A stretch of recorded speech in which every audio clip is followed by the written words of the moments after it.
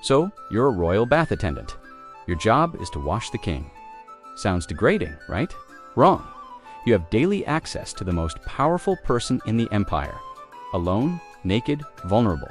You hear his private conversations. You see who visits him. You know his health, his moods, his secrets. And if you're smart, you use that access.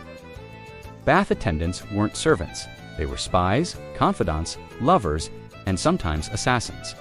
In royal courts across history, controlling the bathhouse meant controlling the throne. Let's begin. In ancient and medieval courts, bathing wasn't just hygiene. It was ritual, therapy, and politics.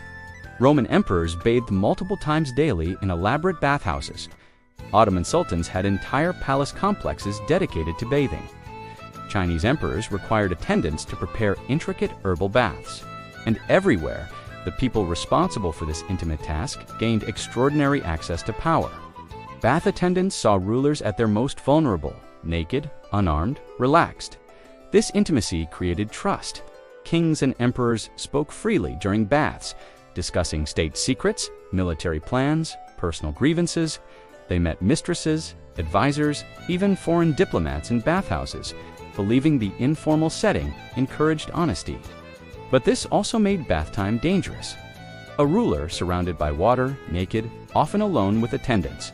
Perfect conditions for assassination, poisoning, or intelligence gathering.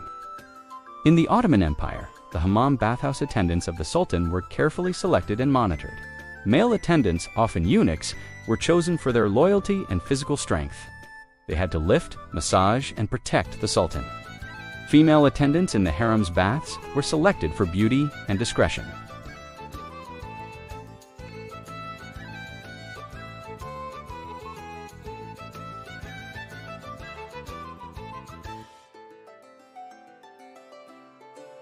Similarly, in ancient Rome, emperors like Nero and Caligula employed bath attendants who doubled as bodyguards, spies, and sometimes lovers.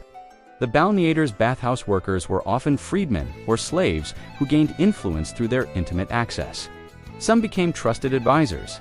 Others were planted by rival factions to gather intelligence or poison the emperor. Bathing, in Rome, was a political minefield. The most famous example of bathhouse espionage is Poppaea Sabina, mistress and later wife of Emperor Nero. Before marrying Nero, Poppaea was reportedly introduced to him by bath attendants who facilitated their secret meetings in the imperial baths. These attendants weren't neutral, they were paid informants, providing Poppaea with intelligence about Nero's moods, his political vulnerabilities, and his plans. She used this information to manipulate him, eventually convincing him to divorce his wife and marry her. The bath attendants who enabled this relationship were rewarded with money, freedom, and influence. But bath attendants could also be assassins. In 193 CE, Roman Emperor Commodus was strangled in his bath by a wrestler named Narcissus. Commodus had survived multiple assassination attempts, but his bath was his blind spot. Narcissus, officially employed as a bath attendant and personal trainer, had been bribed by conspirators to kill the emperor. He waited until Commodus was vulnerable, naked, tired from bathing, and strangled him. The assassination succeeded because no one suspected the bath attendant. In the Ottoman Empire, the chief black eunuch controlled access to the Sultan's private baths and harem. This position was one of the most powerful in the empire, not because of military might, but because of information. The chief eunuch knew everything: who visited the Sultan, what was discussed, which concubines were favored. He controlled communication between the Sultan and the outside world, and he used that power to influence politics. Some chief eunuchs became kingmakers, supporting or undermining sultans based on their own agendas. And it all started with controlling the bathhouse. In Mughal India, bath attendants in royal zananas, or women's quarters, were often spies for rival factions. Emperors like Aurangzeb had female attendants who reported on the activities of his wives and concubines. These women weren't just cleaning, they were intelligence operatives, watching for signs of disloyalty, pregnancy, or political maneuvering. Information from the bathhouse could determine succession, trigger executions, or shift alliances. Bath attendants weren't chosen randomly, they were selected for specific qualities. Beauty was essential for female attendants, as rulers often expected bathhouse encounters to be sensual or sexual. In the Ottoman harem, beautiful slave girls served as bath attendants, massaging the sultan, applying oils, and sometimes becoming concubines or wives if they caught his eye. This created a strange power hierarchy.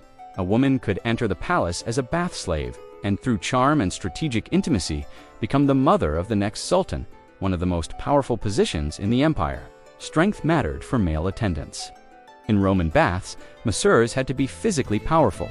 Massages were vigorous, almost violent, involving pummeling and stretching. These men were often wrestlers or gladiators, chosen for their physicality. But this strength also made them threats. A strong bath attendant could easily overpower a naked emperor. So they were watched, tested for loyalty, and often kept under surveillance even as they worked. Proximity to nakedness created unusual intimacy. Rulers were conditioned to see bath attendants as extensions of themselves, tools, not people. This led to unguarded conversations and behavior. The Roman historian Suetonius records that Emperor Tiberius retired to his villa on Capri and surrounded himself with bath attendants who participated in orgies and sexual games. These attendants held immense informal power. They knew Tiberius's desires, his vulnerabilities, his secrets. Some exploited this for money or favor. Others were simply trapped in a system that demanded their participation. In Heian-era Japan, court nobles employed male and female bath attendants as part of elaborate hygiene rituals. These attendants were often lower-ranking nobles or skilled artisans, and their role extended beyond washing. They provided entertainment, conversation, and sometimes sexual companionship.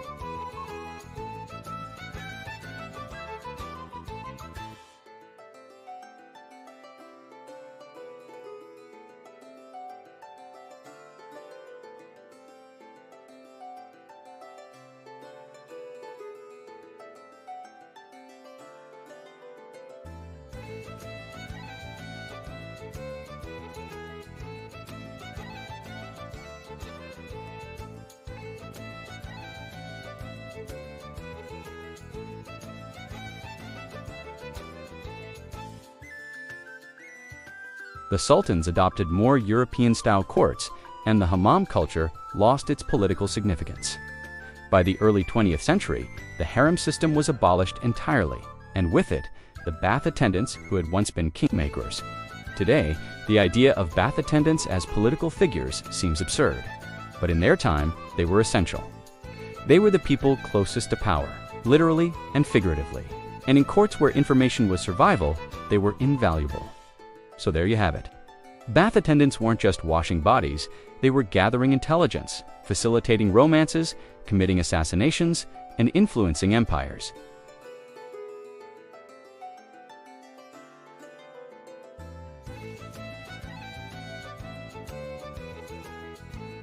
History remembers emperors and generals, but forgets the bath attendants who whispered in their ears, held their secrets, and sometimes ended their lives. Intimacy was intelligence. And in the bathhouse, everyone was vulnerable.